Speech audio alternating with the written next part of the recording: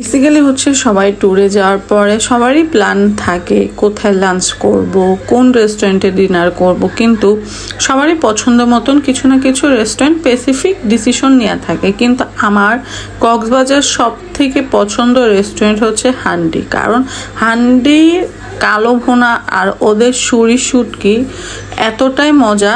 ওদের কালো ভুনা খুব পপুলার হান্ডি রেস্টুরেন্টে, আর ওদের সুরি শুটকিটা অনেক মজা। সো আমার হচ্ছে হান্ডি রেস্টুরেন্টে কালো ভুনা আর সুরি শুটকিটা অনেক ফেভারিট।